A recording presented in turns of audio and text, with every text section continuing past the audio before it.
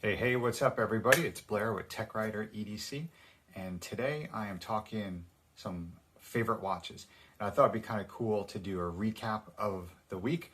It's a Friday afternoon, and got a new watch in recently, a couple new watches, but I thought it'd be kind of neat to show off the what I wore this week and recap of what I had on my wrist, why I chose it, and if I like it or what I think about the watch. So how about we start off with a recent acquisition that surprisingly I was actually pretty disappointed in, and that is the Seiko SPB207.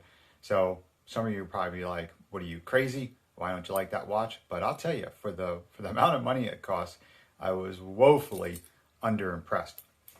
And I saw a couple of videos and just got caught up into listening to other people on YouTube of how awesome this watch was. And I mean, it's cool, don't get me wrong, but it's not worth the money. I mean, really, if you want a Marine Master Reduced or something like that, go get a custom Seiko build, or go get a San Martin or something. I mean, I like it. I got the 207s with the British Racing Green dial. You know, it still looks kind of black. I mean, it's cool. And I thought I would like it because I have an SPB149, and that's the king of my collection. I absolutely love that watch. I loved it right out of the box, and I love it even more. And the more I wear it, it's like the absolute watch I could wear for the rest of my life. I mean, it just is awesome. So I thought, heck, I'll have the same experience with this. And I picked it up, and I think I'll keep it though, because I don't get rid of any of these things most of the time. I mean, it's cool. I don't know what it is about it. I just don't know if I like the look. I think the little box cut sapphire kind of takes away from the dial on this. But anyway, maybe again, I don't do a ton in-depth watch reviews, but there's a whole bunch of reviews out there on YouTube of this one. But take it with a grain of salt. This guy is not the end-all be-all by far. At least it wasn't for me. Okay, so I wore that, and then I also had on my wrist this week one that's a beast because of how much it weighs, but definitely a cool watch, and that is the Zelos Hammerhead 2, 3, I don't know, the one they just dropped and released. Got this one in the orange dial. Such a cool watch, and the lume on this is just insane. I mean, really, it is absolutely like a flashlight. I love it. Definitely a heavy watch. If you like a turtle, wears just like a turtle. Bracelet is decent.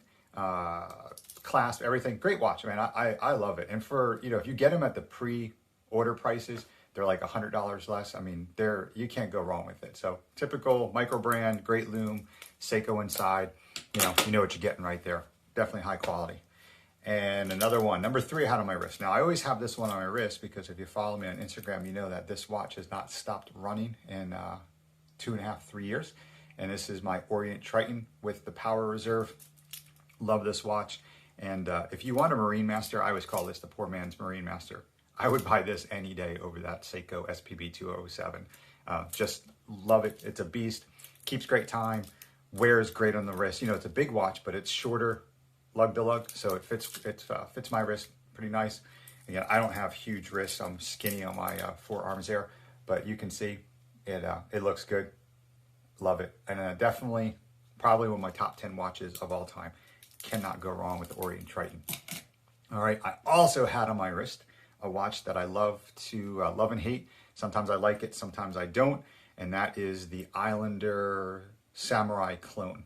So this is one of these watches where, you know, it's got all the bells and whistles, you know, for they're a great value, you know, for what you pay, it's pretty awesome. But it came on a bracelet and it just looked weird on a bracelet. I think this one is not proportioned correctly. It's supposed to be like a reduced samurai. It just looks weird to me on a bracelet. Like the shoulders of the watch are just awkward on how they did the case.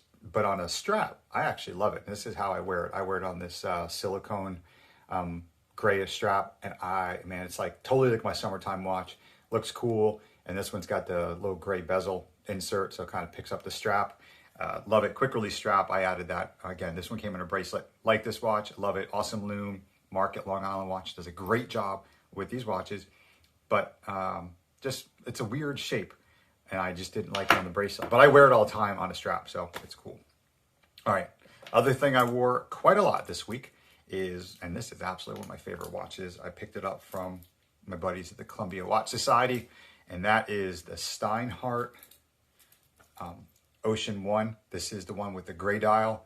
Man, this is a cool watch. And I love it, and I wear it all the time. But I will say, I always want to tell a story about what people think about these homage watches, and you know, when they're looking like a Rolex, and should you wear them, should you not?